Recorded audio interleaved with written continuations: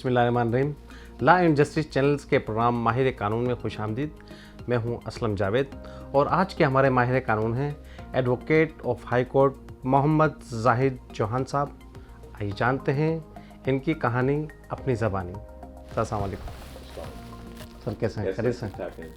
Sir, सबसे पहले तो बहुत बहुत शुक्रिया कि आपने अपना कीमती वक्त हमें दिया। शुक्रिया तो आपका कि आप तशरीफ़ लेके आए।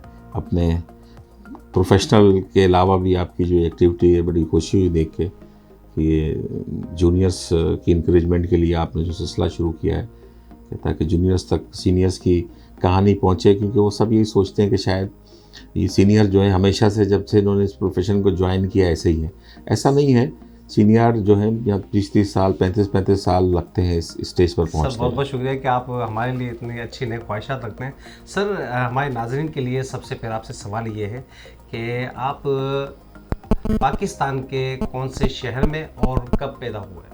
मैं हैदराबाद में पैदा हुआ 1966 में, लतीफ़ाबाद जी।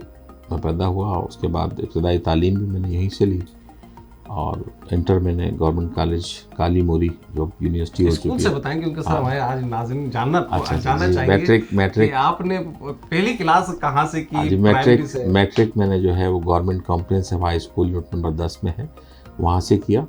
उसके बाद करने के बाद मैंने प्री इंजीनियरिंग में जो है मैंने एडमिशन लिया गवर्नमेंट कॉलेज काली मोरी में, और मैं अपने कॉलेज की क्रिकेट टीम में भी होता था। अच्छा। और आल सिंगल विकेट टूर्नामेंट एक दफ़ा मुनक्किद हुआ था, आज यूसुफ साहब मेयर हुआ करते थे उस ज़माने में, तो उसमें जो है मैं फाइनल तक पहुंचा और रनर अप। बड़ी अच्छी क्रिकेट खेली मैंने, मगर बस कॉलेज के बाद फिर वो कॉलेज तक सिलसिला रहा। कॉलेज की टीम में भी था गवर्नमेंट कॉलेज काली मोरी में।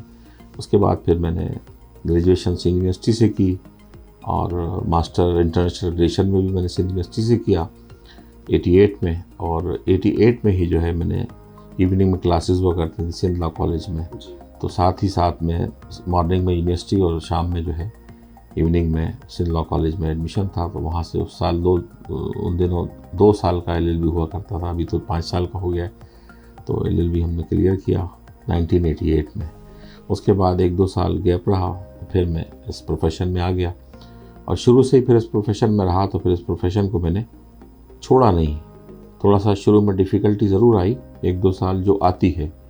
अब मैं इस मौके पे एक थोड़ा सा एक जो मिसाल अपने हमारे उस्ताद हैं भी आजकल माशाल्लाह वो जज हैं एक एपेक्स कोर्ट के, मैं नाम नहीं लेना चाहूँगा उनका, कि लोग जो है तो उन्होंने मुझसे कहा कि आप जाहिद इस प्रोफेशन में आए हैं तो आप मिस्त्री बनना चाहते हैं या आर्किटेक्ट? अच्छा। तो मैंने कहा कि सर मैं तो वकील बनने आया हूँ, आप मुझे मिस्त्री तो आर्किटेक्ट। मेरी बात समझ में नहीं आई। कहने लगे ये एक मिसाल देने के लिए मैं कह रहा हूँ, क्योंकि एक जो मिस्त्री होता है आमतौर पर जिसको राज मिस्त्री जो मकान बनाता है वो कितना भी एक्सपर्ट हो जाए, 1 मंजिल 2 मंजिल और मैक्सिमम 3 मंजिल से ज़्यादा उसकी कैपेबिलिटी नहीं होती बनाने की। जबकि एक आर्किटेक्ट जो होता है वो 100-200 मंजिला, अभी आपके सामने बुर्ज खलीफा जैसी इमारतें, ये सब आर्किटेक्ट ने बनाई हैं। तो लिहाजा उन्होंने कहा कि अगर आप प्रोफेशन पे फोकस करेंगे तो शुरू के जो आपके 2-3 साल हैं वो बड़े टफ़ होते हैं। अगर आप उसमें सर्वाइव कर गए और आप पैसे की तरफ नहीं गए और प्रोफेशन में ही आपने सीखने की कोशिश की तो आप you will be the architect. Sir, यकीनन आपने जो आज बात की है हमारे जूनियर लॉयर्स के हमारे से ये समझें कि एक बहुत बड़ी मोटिवेशन है कि आपको ने इस तरीके से अपना आगाज़ किया। तो यूँ तो आपका सर हैदराबाद के नामवर वकला में आपका शुमार होता है माशाल्लाह, और आपकी प्रैक्टिस के भी बड़े चर्चे हैं माशाल्लाह। तो सर ये बताएं कि हर नौजवान और बच्चे से जब मालूम किया जाता है कि आप बड़े होकर क्या बनना चाहेंगे तो वो कहते हैं कि मैं डॉक्टर बनूंगा, इंजीनियर बनूंगा या पायलट बनूंगा। आपने सर क्या सोचकर वकालत की तरफ आए? एक्चुअली देखिए, अब थोड़ा सा ये जो थीम है वकालत और उसकी इंजीनियरिंग और डॉक्टर बनने वाली, इसमें कमी आई है। इन दोनों आप देखें इस प्रोफेशन में बहुत सारे लोग आ रहे हैं। तो बेसिकली शुरू से जो है मेरी एक बड़ी नेचर है कि इंसाफ दिलाने वाली हक़ की बात करना। तो बेसिकली तो ये प्रोफेशन जो है ये हम इस वक्त तो आप देखते हैं कि कोई भी एक्यूज़ चाहे उसने मर्डर किया है, कोई ऑफेंस किया है, लोग उसको डिफेंड करते हैं। ऐसा नहीं है। ये जो वकील है, अल वकील हो, ये अल्लाह ताला की एक सिफ्तों में से एक सिफ्त है, कारसाज। कारसाज किसके लिए? जिसके साथ जुल्म हुआ हो, जिसके साथ ज़्यादती हुई हो, उसको आप इंसाफ दिलाएं, न कि जालिम को आप, जिसने जुल्म किया हो, उसको सेव करें, उसको बचाएं। मगर आजकल ये तमीज़ ख़त्म हो गई है। एक ज़माने में इसको जो प्रोफेशन ऑफ लॉर्ड कहा जाता था, वो इसीलिए कहा जाता था कि जो वो वकील हजरात हैं जो पहले इस प्रोफेशन में होते थे, तो वो फाइनेंशियली बड़े साउंड होते थे। जब आप फाइनेंशियली साउंड होते हैं तो आपके पास ऑप्शन होता है कि आप कौन सा केस लें, कौन सा केस ना लें। अब यानी सही क्या है, गलत क्या है। हाँ बिल्कुल, आप मतलब इस पोजीशन में होते हैं कि आप ये फैसला कर सकते हैं कि नहीं यार, ये जो जब एक वकील के पास, आपको एक बात बताऊं, मैं बीइंग एडवोकेट और माशाल्लाह से मेरी 30 साल की प्रैक्टिस भी हो गई है, तो जब हमारे पास कोई भी क्लाइंट आता है, चाहे वो क्रिमिनल साइड का हो या सिविल साइड का हो, और जब हम उससे एक इंट्रो लेते हैं, पूछते हैं, डॉक्यूमेंट्स देखते हैं, तो जो अच्छा वकील है वो उस 15-20 मिनट का जो उसका इंट्रो होता है, उसमें वो डिटरमिन कर लेता है कि whether he has committed the offence, और अगर सिविल मैटर है तो whether he has got right to get relief. जब आप ये डिटरमिन कर लेते हैं तो उसके बाद मेरा मानना यह है कि किसी भी जो गलत आदमी है, जो किसी का हक मारना चाहता है या जिसने जुर्म किया है और अब आपके पास आया है कि आप उस जुर्म से उसको बचाएं, तो मेरे हिसाब से ये इस प्रोफेशन के साथ ज़्यादती है। सर ये बताएं कि एज आ एडवोकेट आपने इंसाफ की फरहमी के लिए आपका अपना क्या किरदार रहा?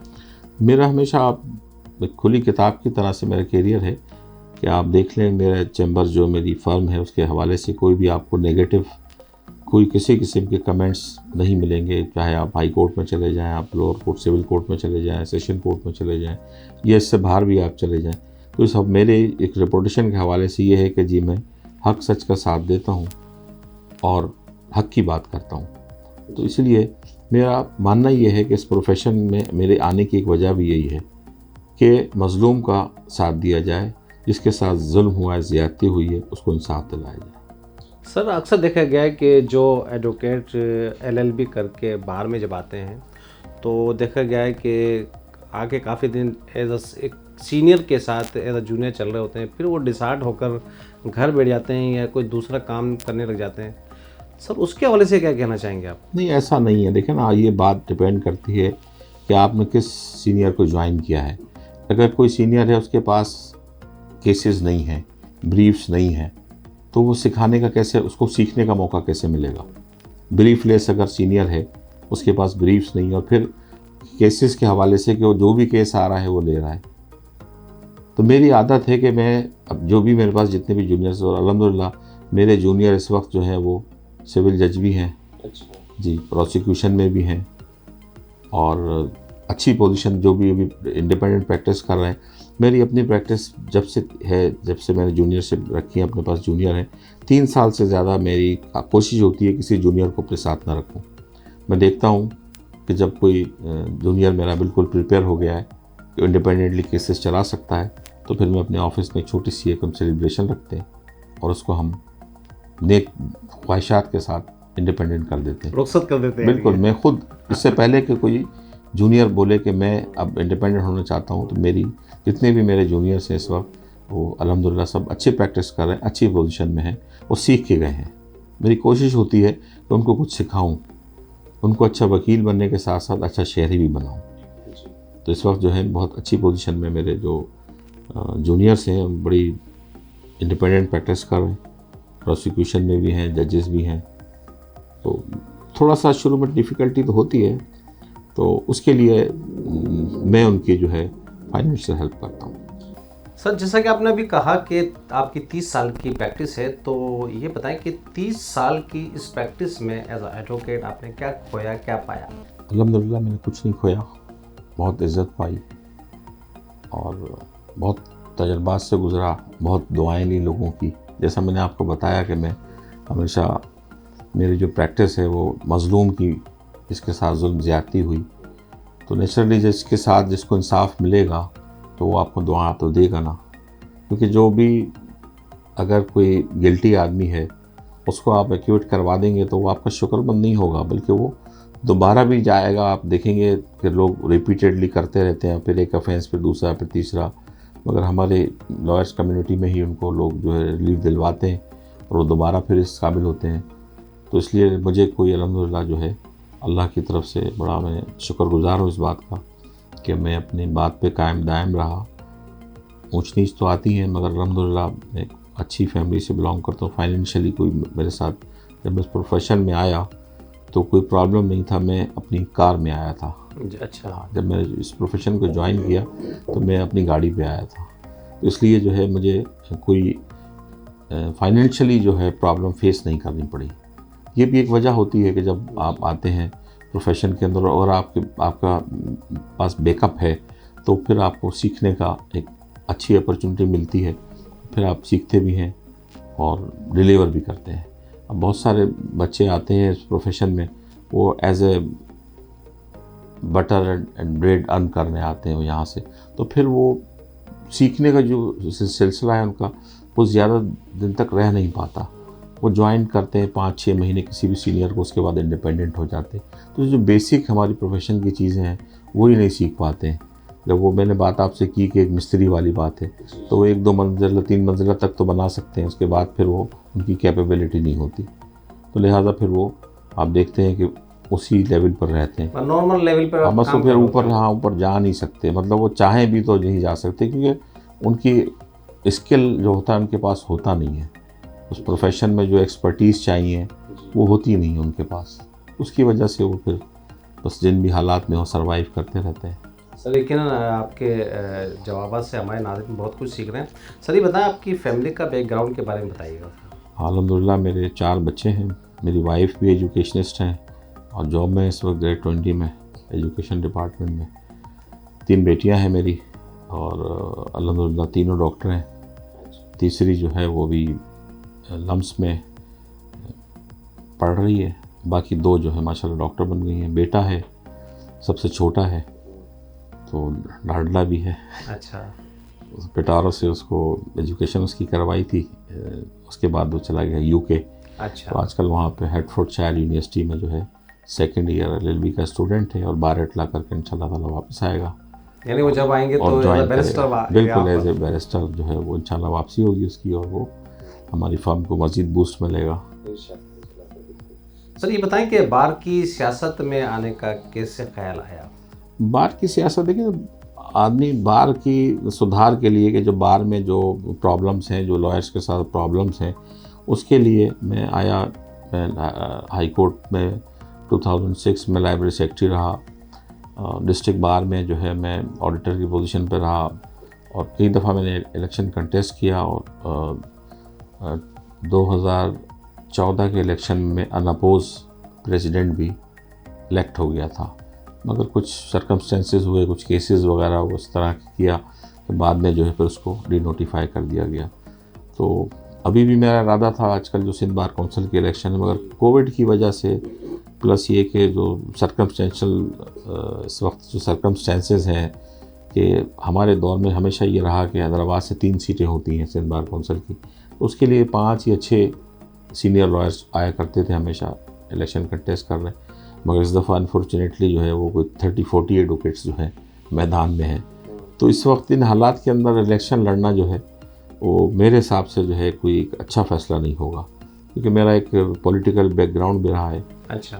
मैं 96 में मैंने पाकिस्तान मुस्लिम लीग फंक्शनल ज्वाइन की थी डायरेक्ट शाह मर्दान शाह पीर साहब पगारा के पास, और ज्वाइन करते ही मुझे शाह मर्दान शाह पीर साहब पगारा ने जो है हैदराबाद डिस्ट्रिक्ट का प्रेसिडेंट नॉमिनेट किया था। तो मैं 6 साल तकरीबन यहाँ पाकिस्तान मुस्लिम लीग फंक्शनल का प्रेसिडेंट रहा। उसके बाद फिर मैं सीनियर वाइस प्रेसिडेंट सिंध में हो गया था और उसी दौरान मैंने MPA का इलेक्शन भी कॉन्टेस्ट किया, मगर फिर अपनी कुछ बच्चे बड़े हो गए, कुछ फाइनेंशियल पोजीशन, बच्चों को पढ़ाना, कुछ उनकी ज़्यादा उनको इंटेंशन चाहिए थी। तो पॉलिटिक्स में आपको पता है कभी इस शहर कभी उस शहर, तो जब तक बच्चे छोटे थे तो मैं सर्वाइव करता रहा, कभी किसी शहर पार्टी की तरफ से, कभी इस्लामाबाद है, कभी सखर, कभी नवाबशाह, कभी कराची, मोस्टली कराची होते थे। तो फिर उसके बाद मैंने फ़ैसला किया कि अब जो है मेरे बच्चों को मेरी ज़्यादा ज़रूरत है, तो इस वजह से फिर मैंने जब बच्चों को फोकस किया तो मुझे थोड़ा सा जो पॉलिटिक्स है, नेशनल पॉलिटिक्स, उससे बैक होना पड़ा।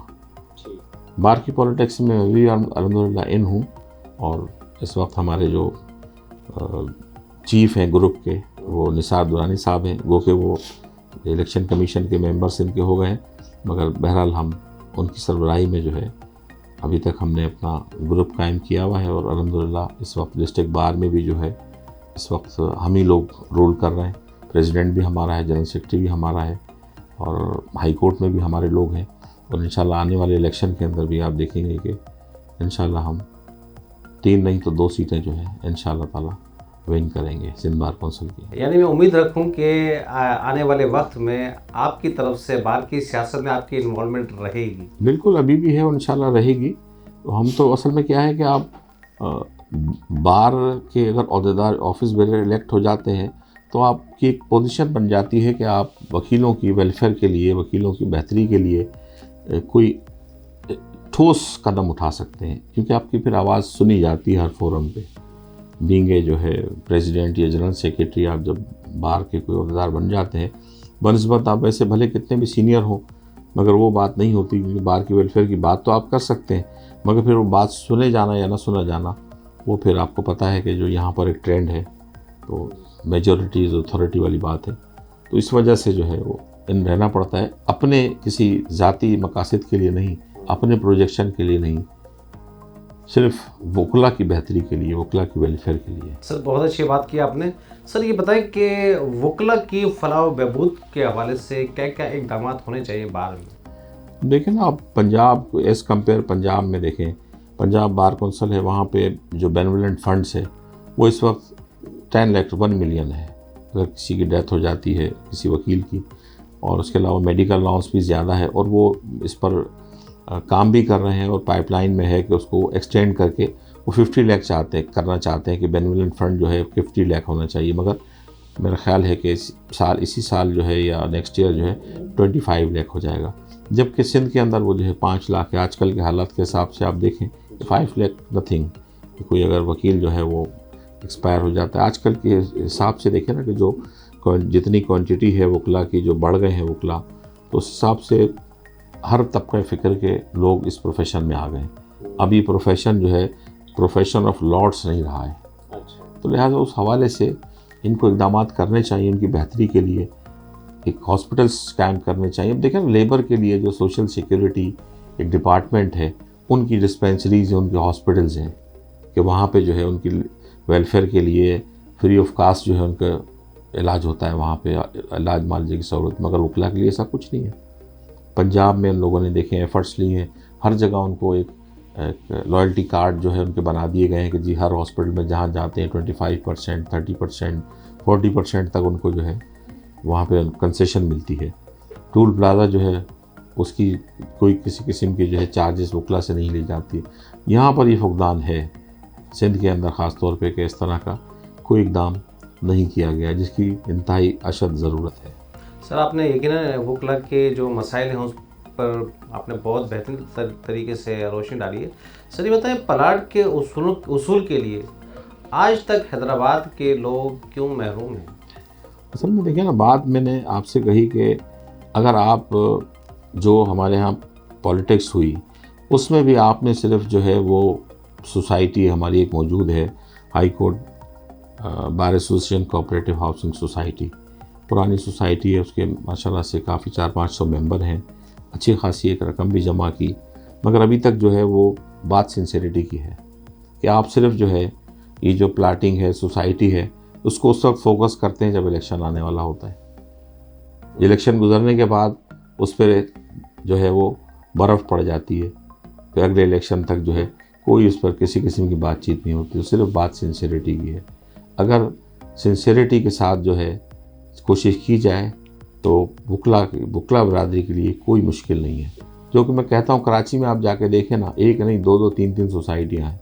जिस तरह से वकला की तादाद बढ़ रही है तो वहाँ पे वो लोग ज़मीन एक्वायर करते हैं गवर्नमेंट से बात करके, और उसके बाद उनको जूनियर्स वकला को भी प्लाट फराहम किए जाते हैं। सीनियर्स को तो मिले ही हैं, उसके बाद जूनियर्स को भी प्लाट फराहम किए जाते हैं। इस तरह से दूसरे सूबों में है, मगर हमारे हैदराबाद में बड़ा फुकदान है कि अभी तक जो है वो सिंसेरिटी के साथ अब मैं किसी का नाम यहाँ नहीं लेना चाहता, जो नाम लेना अच्छी बात भी नहीं है, हम एक ही प्रोफेशन में दोस्त हैं, मगर ये है कि सिंसियरिटी की ज़रूरत है। अगर सिंसियरिटी से किया जाए तो मैं नहीं समझता कि 5-6 महीने से ज़्यादा लगेंगे आपको कि हर वकील का अपना प्लाट हो। चले सर, उम्मीद करते हैं कि इंशाल्लाह, होप फॉर तमाम द मुगलों बेस्ट, को अपने अपने प्लाट मिल जाएंगे। Hope for the best. Sir, मैं हमेशा सवाल अल्लाह ये- से जी। उम्मीद अच्छी रखनी चाहिए। सर, मेरा अगला सवाल आपसे ये है कि जूनियर को अदालत में पेश होते वक्त कैसा एटीट्यूड रखना चाहिए? देखिए, ये तो जूनियर्स पर डिपेंड, जो जूनियर्स का भी वही एक तरीक़ेकार है। जो आपका बच्चा आपके घर में आपको देखता है, आपको सिखाने की ज़रूरत नहीं होती है। जो बच्चा आपको देख रहा होता है, आपके अमल को देख रहा होता है, उसी को अडॉप्ट करता है। तो लिहाजा जूनियर्स को चाहिए कि वो अपने सीनियर्स को देखें कि किस तरह से वो अदालतों में सीनियर्स जो हैं वो अपेयर हो रहे हैं, उनका जज के साथ क्या रवैया है, कितना हम्बल है, रेस्पेक्टफुली बात करते हैं। तो इसी तरह से अगर करेंगे तो उनके लिए बहुत अच्छा है। अगर एग्रेसिवनेस जो है हमारे प्रोफेशन के लिए अच्छी नहीं है। बाज़ वकला जो है शायद वो समझते हैं कि हम जज से एग्रेसिव हो जाएंगे, तो एग्रेसिव होने से आप अपने जो क्लाइंट है वो हो सकता है वो तो आपसे इंस्पायर हो जाए, मगर वो रिज़ल्ट जब आएगा उसका, तो इस मौके पे मैं एक बात कोट करना चाहूँगा। एक मैं इंटरव्यू देख रहा था, हमारे सीनियर हैं पीपल्स पार्टी के, नाम मेरे जहन में नहीं आ रहा है, लाहौर के हैं, बैरिस्टर हैं, एतजाज़ हसन साहब। तो कहने लगा, जब मैं आया बैरिस्टरी कंप्लीट करके और ज्वाइन किया, लाहौर में प्रैक्टिस शुरू की, तो एक फैमिली मैटर के अंदर मैं अपेयर हुआ और जज को मैंने जो है बड़ा ठीक ठाक सुनाया, क्योंकि मेरे हिसाब से जज जो है वो कैपेबल नहीं था अपनी पोस्ट के हिसाब से, उसको इतनी नॉलेज नहीं थी, क्योंकि मैं बाहर से पढ़ के आया था, एक जोम था मुझे कि मैं बैरिस्टर हूँ। तो ठीक ठाक मैंने सुनाया और आके अपने सीनियर को बारे में बताया। तो उन्होंने मेरी इस बात को अप्रिशिएट नहीं किया, बल्कि मुझे कहा कि अब जजमेंट का क्या हुआ। उन्होंने बोला कल रखिए, बोला इसका नतीजा आप कल देखना। तो जब मैं कल गया, दूसरे दिन बोला अपेयर हुआ, तो पता चला मेरा सूट जो है वो डिसमिस कर दिया है। तो उन्होंने बोला कि ये सिर्फ आपके रवैये की वजह से आया। तो इंसान का जो रवैया है वो बड़ा काउंटेबल होता है। आपको हमेशा जब भी अदालत में पेश हो बड़े हम्बल होना चाहिए, आपको एक रिस्पेक्ट करनी चाहिए। अल्लाह ताला ने एक इज़्ज़त दी है उस शख्स को, क्योंकि जज मुंसिफ जो है वो भी अल्लाह ताला की एक सिफ़त है, इंसाफ फराम करना। जब अल्लाह ताला ने उसको इज़्ज़त दी है तो ये आप पर भी लाजिम है कि आप भी उसको रिस्पेक्ट दें, इज़्ज़त करें उसकी। जो भी आपका मसला है हम्बली बयान करें उसको, और थोड़ा स्टडी करके जाएं। जब आपको खुद कमांड होगी अपने काम के ऊपर, तो कभी ऐसा नहीं है कि आप जाके अपना कमांड होने के बाद आप जब ब्रीफ करेंगे अपने मैटर को, तो ऐसा नहीं होगा कि आपके खिलाफ फैसला आएगा। सर, क्या कभी ऐसा हुआ कि आपको सुबह कोई इम्पोर्टेंट कोई केस चलाना हो और रात को आपके जहन में वही केस घूम रहा होता है? क्या ऐसा होता है? ये तो वकील जो होता है वो 24 घंटे ही समझे कि ऑन ड्यूटी होता है, सो रहा होता है मगर उसका दिमाग जाग रहा होता है। अक्सर औकात जो है मैं बैठा होता हूँ या टीवी देख रहा हूँ या वाइफ के साथ बैठा हूँ, तो मेरे क्योंकि जहन में चल रहा होता है केस का, तो मेरे हाथ चल रहे होते हैं। अच्छा। तो वाइफ मुझसे कहती है कि हाथ क्यों चल रहे हैं, तो वो हाथ उस इशारे से चल रहे होते हैं, उसको ऐसे करना है, उसको ऐसे करना है। तो अच्छा वकील जो होता है वो 24 आवर एडवोकेट होता है। 24 आवर आप जो है 24 आवर प्रोसीडिंग। हाँ बिल्कुल, 24 आवर आपके जहन में सुबह की जो प्रोसीडिंग्स होती हैं वो आपके जहन में सर्कुलेट कर रही होती हैं कि उसमें क्या करना है, उसमें क्या करना है, उसमें कहाँ से ला सॉर्ट आउट करना है, क्या कहना है। तो ये एक अच्छे वकील जो है, जो अपने काम पर फोकस करता है, उसके साथ ये है कि वो खुद तो सो रहा होता है मगर उसका जहन कम्प्लीटली नहीं सो रहा होता। सर माशाल्लाह, वैसे मैंने पहले भी कहा कि माशाल्लाह हैदराबाद के आपका नाम जो है नामवर वकला में आपका नाम शुमार होता है। सर, कोई आपका कोई यादगार केस जो आप कभी ना भूल पाते हो? हाँ बिल्कुल, एक केस मेरा बड़ा यादगार केस है, उसमें बड़ा मैंने सबक भी लिया, लेसन भी मिला। एक मर्डर का केस था। तो उसमें इल्ज़ाम था मुल्ज़िम के ऊपर कि उसने अपनी बीवी को कत्ल किया है, जबकि उसका कहना यह था कि उसकी बीवी ने खुदकशी की है। तो एक सेशन जज हैं, उनके पास केस चल रहा था, बाद में हाई कोर्ट के जज हुए, रिटायर हो गए। शुरू की बात है, काफ़ी तकरीबन ये समझ लें कि इस बात को 2003 या 4 की बात है ये, आज से कोई बल्कि इससे भी पुरानी होगी शायद। तो बड़ा अच्छा मैंने उस केस को प्रोसीड किया। अच्छा, मेरी आदत है कि वही जो मैंने आपसे कहा कि मुलजिम ने ये काम किया नहीं किया, तो मैंने, हालांकि ऐसा होता नहीं है, मगर मैंने उससे हल्फ लिया। अच्छा। कि आप हल्फ उठा के मुझे कहो कि ये आपने मर्डर नहीं किया। उसने बाकायदा हल्फ लिया। कन्फाइंड था वो सेंट्रल जेल में। अब उसके बाद केस प्रोसीड हुआ, बहुत अच्छा प्रोसीड हुआ, बहुत मेहनत की थी मैंने उस केस में। वो जब जजमेंट का दिन आया तो उसमें जो है जज साहब ने उसको 25 ईयर्स इम्प्रिजमेंट जो है अनाउंस कर दी उसकी। He was sentenced and announce 25 years imprisonment. बहरहाल मुझे बड़ा शौक लगा कि इतना अच्छा केस चलाया, इसके बावजूद बात आई गई हो गई। उसके बाद सेशन जज साहब ने मुझे कॉल किया चैम्बर में फैसले के थोड़ी देर बाद। मैं क्योंकि शौक में था, लाइब्रेरी बैठा हुआ था। ये सेशन कोर्ट में था या हाई कोर्ट में? सेशन क्योंकि session original side session court होती है, ट्रायल कोर्ट। तो हमारे पास हैदराबाद में क्योंकि सर्किट कोर्ट है, तो यहाँ ओरिजिनल साइड नहीं है हाई कोर्ट की। वो सिर्फ चीफ हमारे जो मेन बेंच है डिवीज़न कराची में, वहाँ पे ओरिजिनल कोर्ट्स चलती हैं हाई कोर्ट की। यहाँ पे ये फैसिलिटी अवेलेबल नहीं है।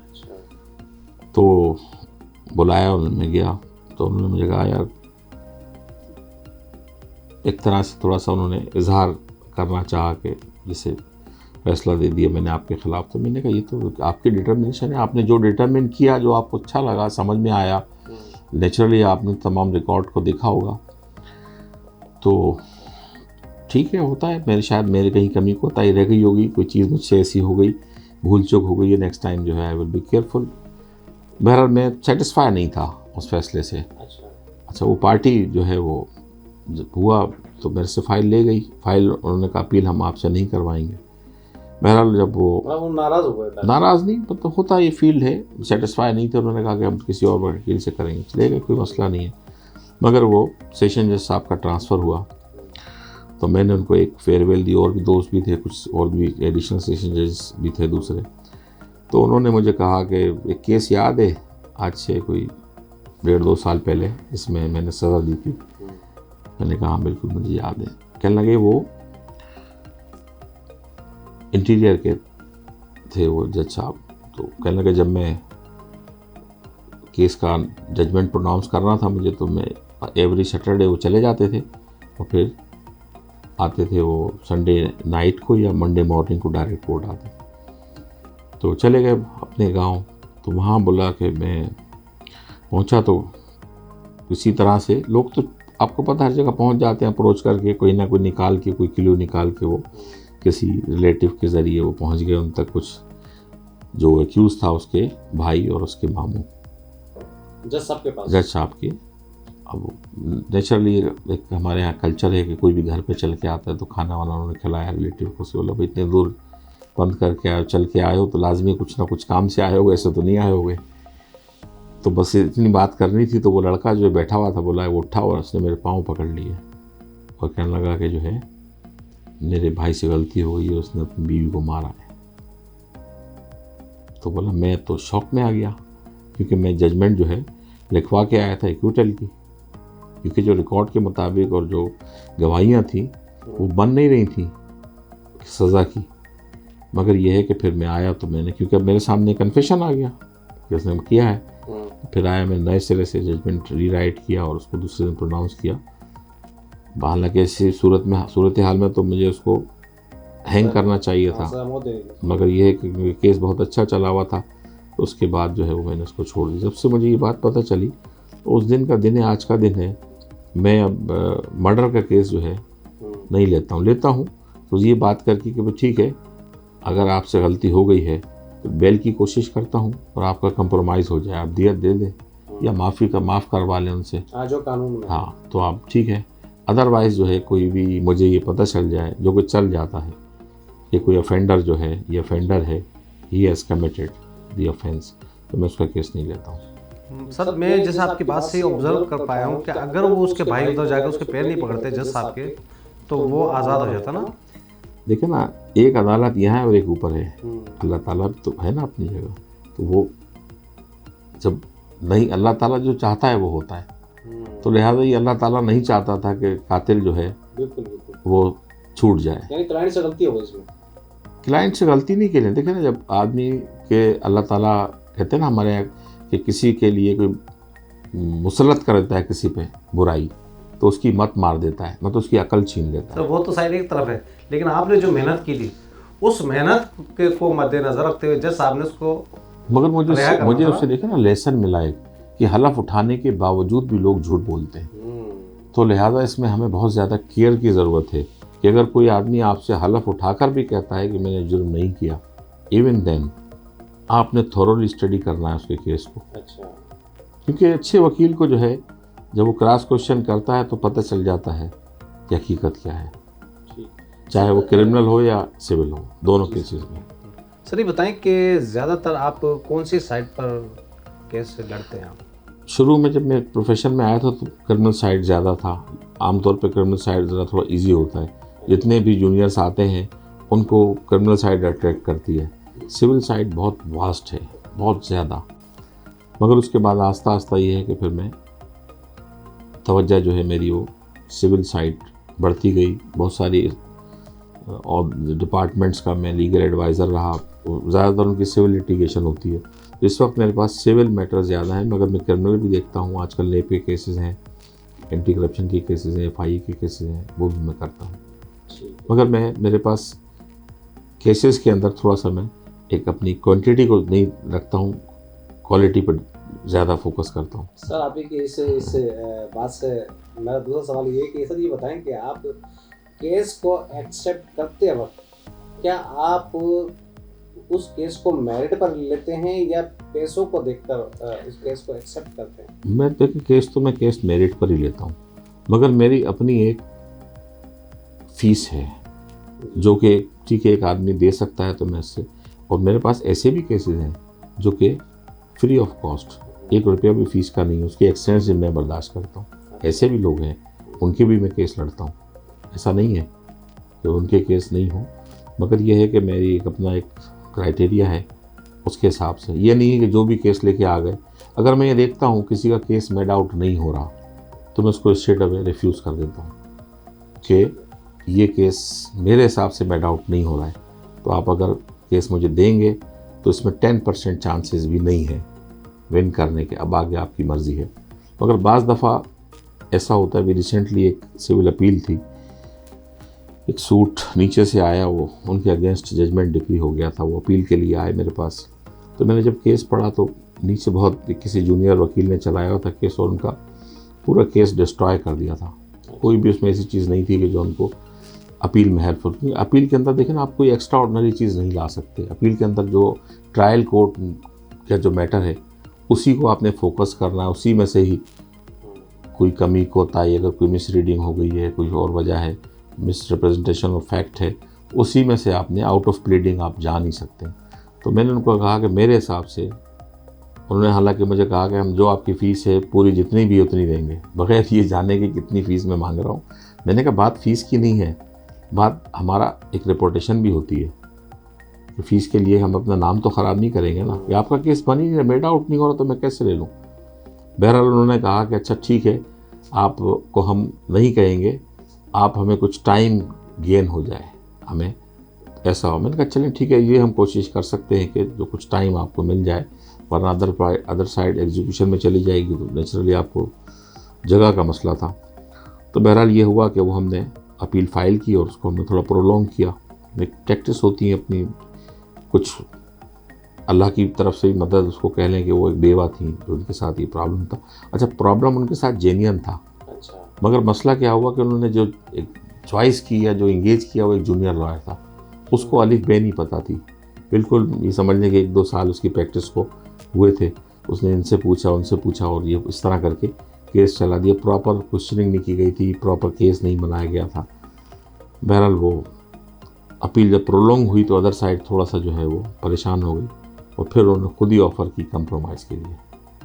ठीक है सर। अब देखें ना, यहाँ पे फिर अल्लाह ताला कहते ना कि मौजूद है, तो वो जो उनका राइट था कहना चाहिए, उसने कहा कि ठीक है जी, इस प्रॉपर्टी को हम सेल आउट करते हैं, आधे पैसे आपने आधे हमने। जबकि मेरे हिसाब से 1% भी चांस नहीं था उस अपील के जीतने का। तो ऐसा भी होता है।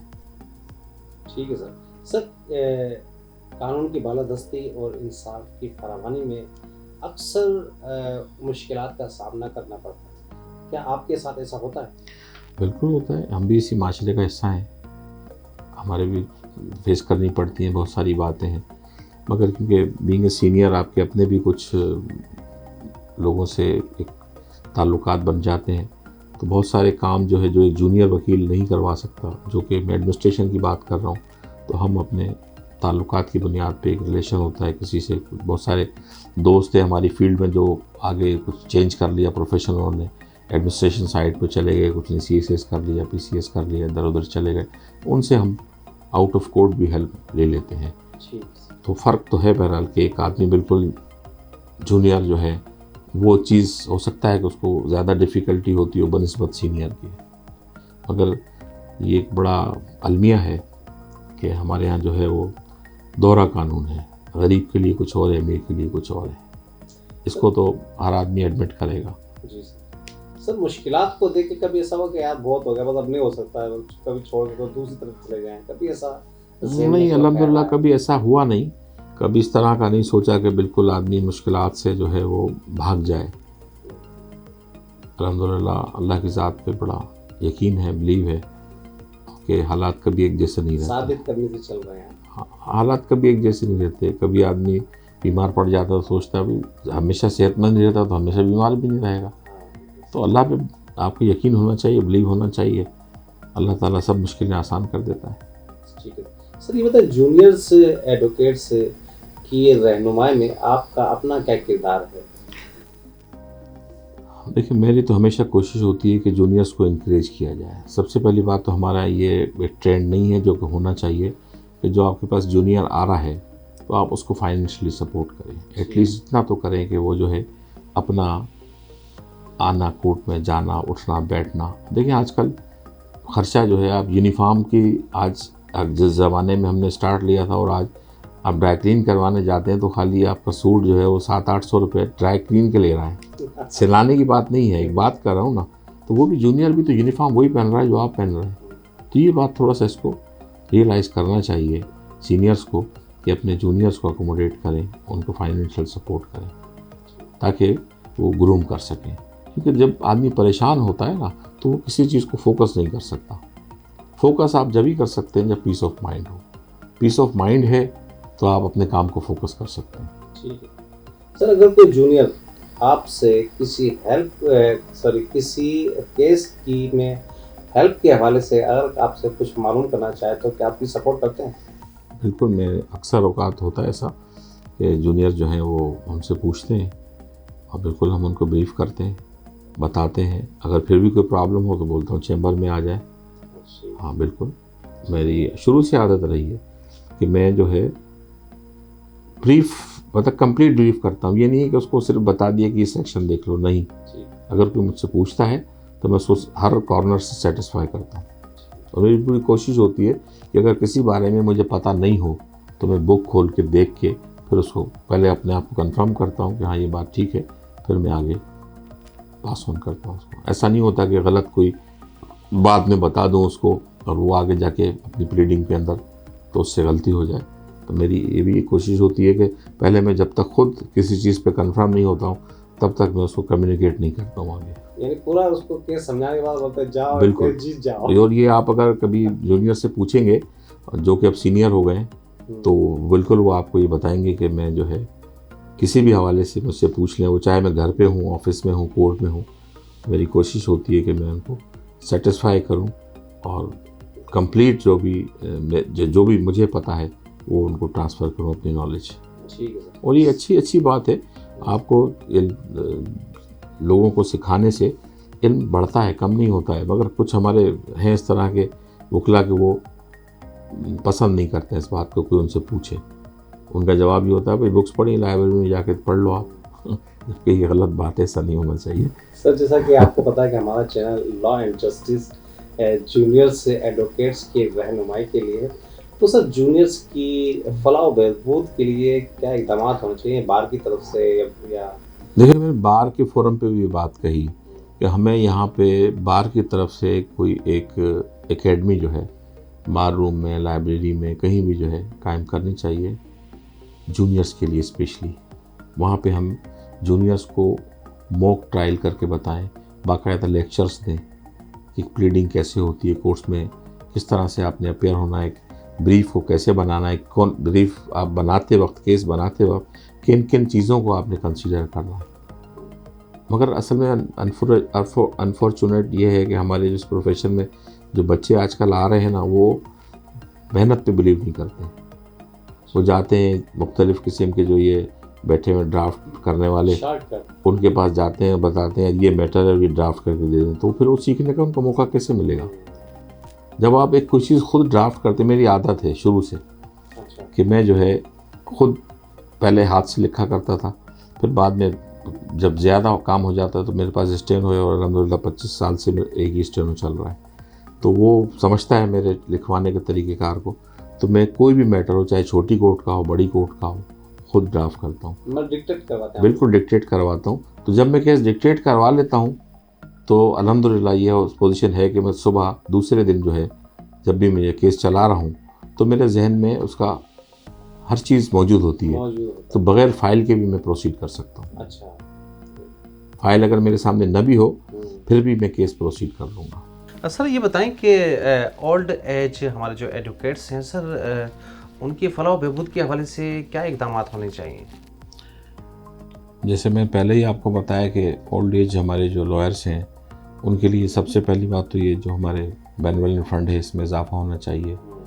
प्लस ये है कि हमारे सिस्टम में कोई ना कोई, जैसे आप ओल्ड एज बेनिफिट डिपार्टमेंट है, उसकी पेंशन होती है, तो हमारे जो बार काउंसिल्स हैं, जो प्रोविंशियल बार काउंसिल्स हैं, उनको जो है कुछ ना कुछ ऐसा एक लॉ पास करवाना चाहिए, और ओल्ड एज बेनिफिट जो है उसके अंदर एक मखसूस, जिस तरह हम हर साल एक अपना बेनिवोलेंट फंड की मद में पैसे देते हैं। आपका क्या मकसद है, वो बीमार हो जाए या वो उसी तरफ आ रहा हूँ ना मैं, कि अगर आप जो है एक उसमें से एक मखसूस हिस्सा जो है वो आपका ओल्ड एज बेनिफिट में आपकी रजिस्ट्रेशन हो जाए, कि जब भी आप क्विट करते हैं अपने प्रोफेशन, तब एक लिमिट तो है ना हमारे यहाँ। वैसे तो वकील के रिटायरमेंट की कोई एज नहीं है, मगर एक एज को ऐसी स्पेसिफाइड होनी चाहिए, 65 साल, 70 साल, 75 साल, तो उसके बाद अगर कोई आदमी क्विट करता है और प्रोफेशन से छोड़ देता है प्रोफेशन को, तो वो अप्लाई कर सके पेंशन के लिए, कि अगर वो घर भी बैठा रहे। क्योंकि आप देखें हमारा प्रोफेशन ऐसा है कि जब तक वकील एक्टिव है, ऑफिस में और कोर्ट में जा रहा है, तो बड़ी अच्छी एक लाइफ जो है वो गुजारता है, गाड़ी भी है, घर भी है, अच्छे तरीके से मेंटेन करता है, ब्रीफ्स होते हैं।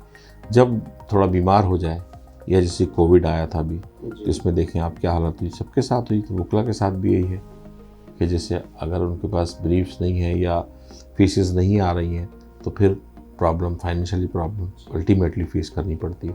उसका कोई ना कोई अल्टरनेट होना चाहिए, जिस तरह से गवर्नमेंट सर्विस में है पेंशन का सिस्टम, तो हमें भी पेंशन सिस्टम इंट्रोड्यूस कराना चाहिए अपने लॉयर्स के लिए, कि जो सीनियर हैं या जो किसी हादसे में या किसी एक्सपायर हो जाते हैं, मर जाते हैं, तो उनके लिए, उनकी फैमिली की सपोर्ट के लिए ओल्ड एज बेनिफिट के साथ मिलके कोई ऐसा जॉइंट वेंचर बनाना चाहिए बार काउंसिल्स को, जो प्रोविंशियल बार काउंसिल्स हैं, कि उनकी रिटायरमेंट पर या उनकी डेथ पर या उनकी डेथ के बाद उसकी बेवा के लिए कुछ सपोर्ट सर होनी पेंशन की शक्ल में। देखिए आप एक साथ लमसम एक अमाउंट है, चाहे वो 5 लाख है, 10 लाख है, 15 या 20-25 लाख है, अपने एक दफ़ा दे दिया आपने, तो नेचुरली वो उसी पैसों में से अगर खर्च करते रहेंगे तो पैसे तो ख़त्म हो जाएंगे। जी सर। तो उनकी जो सर्वाइवल है उसके लिए ज़रूरी है कि कोई ना कोई पेंशन सिस्टम होना चाहिए, कि हर महीने जो है एक, जिस तरह गवर्नमेंट सर्वेंट हैं उनको एक लगी बंदी जो है एक रकम मिल जाती है, कि ये रकम उनको भी जहन में होता है कि अपना फ़ंड वो इस तरह से बना लेते हैं कि हमें हर महीने 20,000 मिल रहे हैं, 25,000 मिल रहे हैं, तो उसी हिसाब से वो उसके अंदर वो अपना एक सिस्टम बना लेते हैं। तो ये ज़रूरी है कि हमारे लॉयर्स के लिए भी ऐसा एक सिस्टम को इंट्रोड्यूस कराना चाहिए, कि इंडिया में सुना है कि अभी वो बिल वगैरह कोई पेश किया है उन्होंने अपनी नेशनल असेंबली में, और वो तकरीबन मराहिल में है, और जब पास हो जाएगा तो ये बाकायदा एक लॉ की शक्ल में, एक्ट की शक्ल में आ जाएगा, और उनको पेंशन मिलेगी। तो इसी तरह की कार्रवाई हमें भी यहाँ करनी चाहिए, हमारी जो हुकूमती सतह पर, क्योंकि हुकूमती सतह, ये जो ओल्ड एज बेनिफिट डिपार्टमेंट है EOBI, वो एक गवर्नमेंट का इदारा है, और वो उन्हीं, जिस तरह से फैक्ट्री में लोग काम करते हैं, तो उनकी सैलरी में से एक सर्टेन अमाउंट जो है वो हर महीने कटता है और जमा होता रहता है उनका। जब वो रिटायर हो जाते हैं या डेथ हो जाती है उनकी, तो उनको वो एक पेंशन जो भी हो, चाहे वो 10,000 है, 15-20,000 है, जैसी उनकी डिडक्शन है उसके हिसाब से होती है तो मिलती है। तो इसी तरह जब बेनिफिट फंड में हम अगर वकीलों से 3,200 या 5,000 रुपये ले रहे हैं तो उसमें से एक सर्टेन अमाउंट जो है वो हमें यूबीआई में जमा कराएं, हम नहीं कराएं, बार काउंसिल कराएं, और हर वकील की वहाँ पे रजिस्ट्रेशन हो जाए, ताकि जब भी इन केस ऑफ डेथ या परमानेंट डिसेबिलिटी है या जो है वो एक्सपायर हो जाता है तो उस सूरत में उसके बच्चों को, बेवा को, या जो उसके ऑर्फन है उनको फाइनेंशियल सपोर्ट हो, क्योंकि ये तो एक फाइनेंशियल सपोर्ट मिलेगी तो एक बहुत अच्छा होगा उनके लिए, बहुत अच्छा होगा सर। और ये होना चाहिए। यकीनन आपने जो ओल्ड एज एडवोकेट्स के हवाले से जो एडवाइस की है सर, यकीनन इस पर यकीनन मैं उम्मीद करता हूँ कि इस पर अमल होगा। सर ये बताएं कि आपकी फ्यूचर प्लानिंग क्या है, मुस्तकबिल में आप अपने आप को कहाँ देख रहे हैं और आपकी क्या प्लानिंग्स हैं सर? प्लानिंग तो देखें, जिस प्रोफेशन लोगों को इंसाफ दिला रहे हैं, अब इस एज पे आ गए हैं कि अब प्लानिंग का जो एज होती है वो आपकी एज 30 के बाद होती है। अब माशाल्लाह इस वक्त में आई एम 55 ईयर्स ओल्ड। अब तो प्लानिंग यही है कि अपने बच्चों के लिए जब तक अल्लाह ताला सेहत दे, लोगों को इंसाफ की फराहमी होती रहे। जी सर।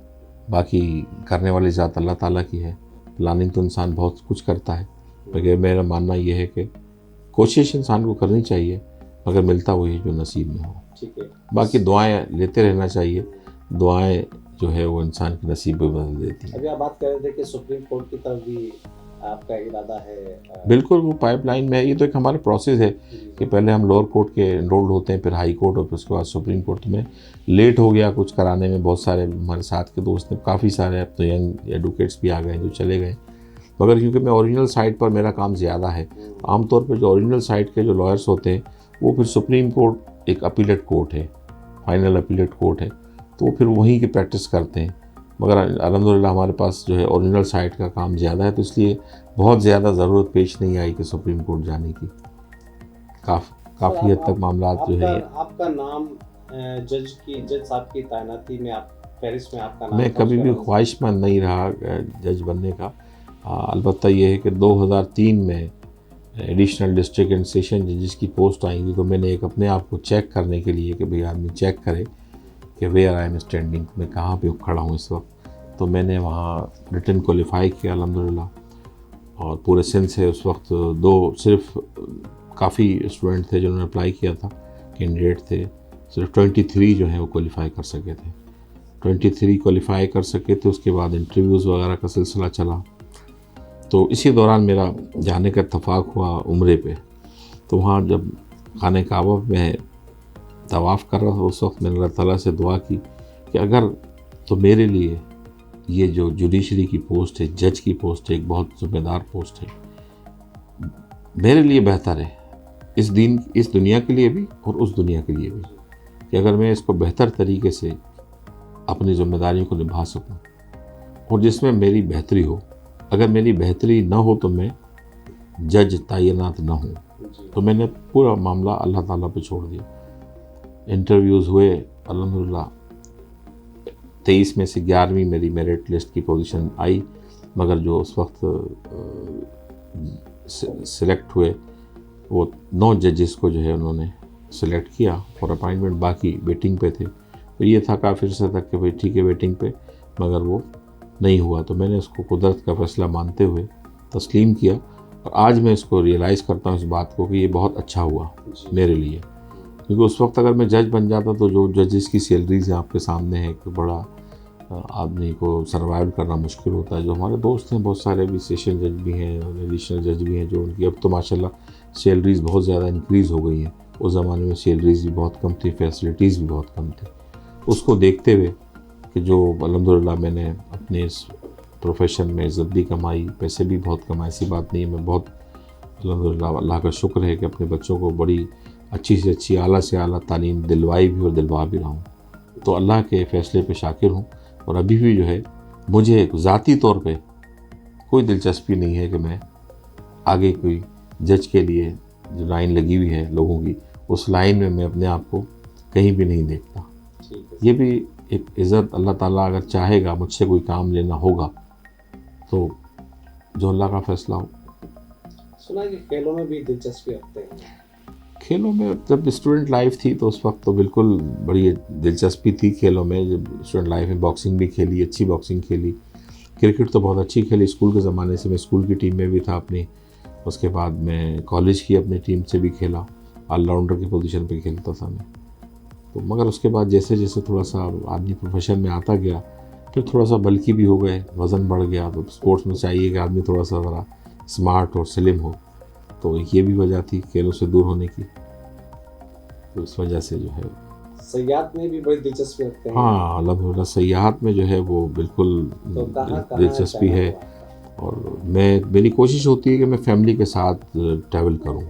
आमतौर पे होता है हमारे दोस्त जाते हैं बाहर घूमने के लिए, मगर मेरी कोशिश होती है असलम साहब कि मैं फैमिली को साथ लेके जाऊं। तो स्टार्ट हमने सयाहत का उम्रे से लिया था। पहला ट्रिप हमने पूरी फैमिली के साथ उम्रे का किया।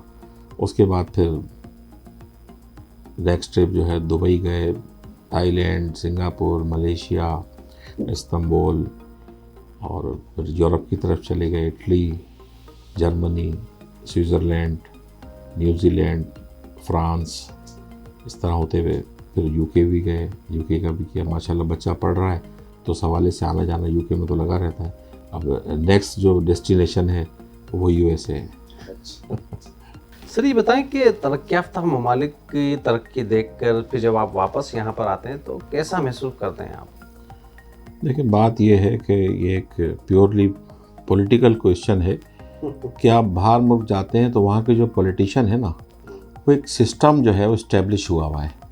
उसमें पॉलिटिशियन आते हैं, अपना रोल प्ले करते हैं और चले जाते हैं। मगर हमारे यहाँ जो है वो सिस्टम का फुकदान है।